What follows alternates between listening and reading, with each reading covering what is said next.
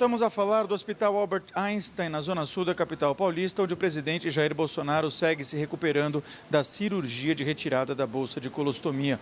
O último boletim médico, divulgado pela equipe multidisciplinar que cuida do paciente, informa que Jair Bolsonaro teve melhora nas últimas 24 horas. Ele segue sem dor, sem febre e com redução da quantidade de líquidos que havia se acumulado no abdômen. Houve também aumento na movimentação do intestino do presidente da República, o que permitiu a ingestão de alimentos por via oral, alimentos líquidos. Até o momento, ele bebeu 3 copos de água de 20 mililitros cada, mas segue recebendo também nutrientes por via endovenosa. Os exames laboratoriais também mostraram melhores resultados e o paciente segue com antibióticos para evitar infecções e também com um dreno no local onde estava localizada a bolsa de colostomia para a retirada desses líquidos. Por ordem médica, as visitas estão restritas e não há, por enquanto, na agenda oficial do presidente, nenhum encontro marcado aqui no Hospital Albert Einstein. O presidente segue fazendo exercícios de fisioterapia, principalmente naquela espécie de bicicleta que é acoplada aos pés da cama, mas também utilizou halteres para fortalecer braços e pernas. Ele também faz exercícios respiratórios, que são considerados muito importantes porque eles ajudam na dissipação de líquidos. Ainda não há uma data definida para a alta do presidente da República aqui do Hospital Albert Einstein. Agora há pouco, o porta-voz da presidência da República, Otávio Rego Barros, falou com os jornalistas e detalhou também alguns outros assuntos relativos ao dia a dia do governo federal. Ele tratou, por exemplo, da reunião que aconteceu na manhã de hoje no Palácio do Planalto com alguns ministros. E o presidente da República acompanhou essa reunião e se disse muito satisfeito com os rumos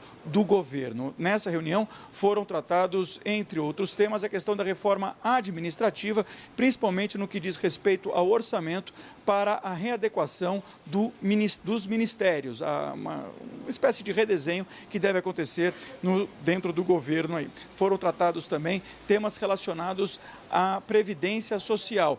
A reforma da Previdência será enviada aqui para o presidente da República e ele é que deve tratar de desenhar a estratégia para apresentação no Congresso Nacional, bem como os pontos mais polêmicos dessa proposta de reforma que será levada. Também foi tratada a questão de Brumadinho. O porta-voz da presidência da República, Otávio Rego Barros, falou que uma das prioridades do governo é estabelecer novos parâmetros para a segurança de barragens. Falou também que o Ministério da Saúde mantém uma busca ativa aos moradores da região que tiveram contato direto com a lama da barragem de Brumadinho, principalmente para orientá-los em relação ao consumo de alimentos e outros produtos. Em relação à mancha da lama de Brumadinho, ele falou que ela deve chegar de maneira bem mais diluída na represa de Retiro Baixo, onde funciona uma usina hidrelétrica. Vamos agora até Brasília conversar com a repórter Márcia Fernandes, que tem mais informações do anexo do Palácio do Planalto na vice-presidência. Boa tarde, Márcia. Boa tarde, Ricardo. Boa tarde para você. Boa tarde a todos que nos acompanham. Olha, hoje aqui na vice-presidência, uma tarde bastante tranquila. Na agenda do vice-presidente Hamilton Mourão, apenas despachos internos. Mais cedo, ele participou desta reunião do Conselho de Governo, essa reunião de vários ministros que você citou. E olha, falando sobre segurança pública, hoje o governo federal decidiu retirar os homens da Força Nacional de Segurança do estado do Ceará.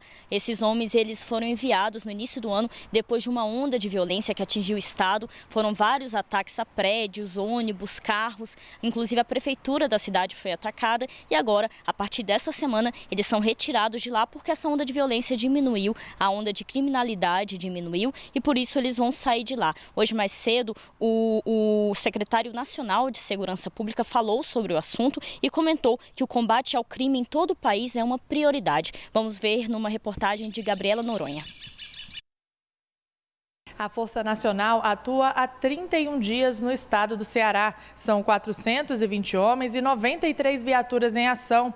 O estado viveu uma onda de violência desde o dia 2 de janeiro. Foram registrados ataques a ônibus, carros, prédios públicos, prefeituras e comércios. No dia 5 de janeiro, o ministro Sérgio Moro autorizou o envio dos agentes da Força Nacional e de agentes penitenciários federais para reforçar a segurança.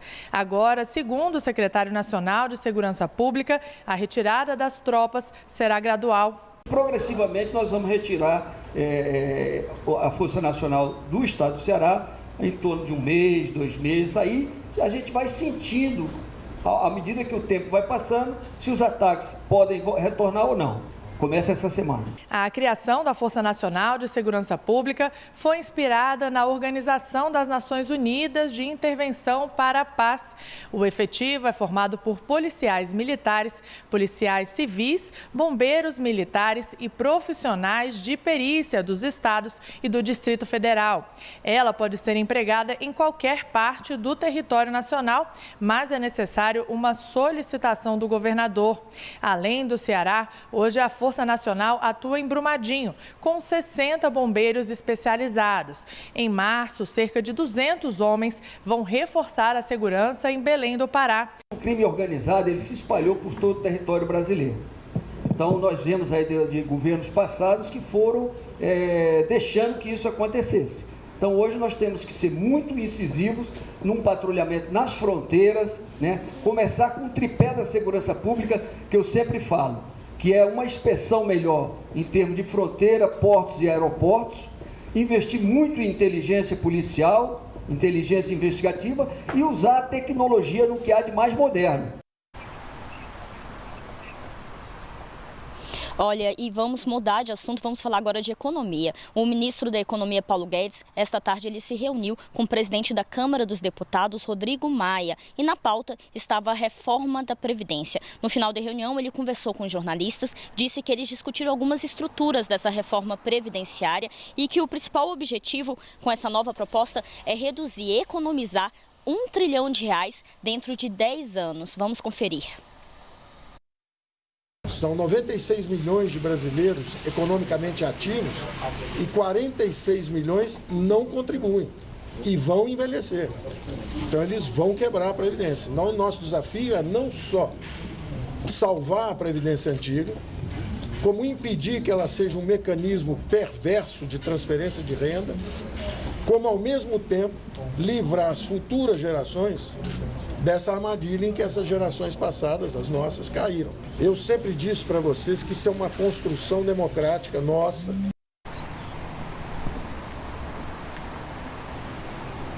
Olha, você pode acompanhar mais informações sobre o governo federal das nossas redes sociais. Acompanhe e siga o nosso Twitter e também o nosso YouTube e outras informações aqui na programação da TV NBR. Continue conosco, TV NBR, a TV do governo federal.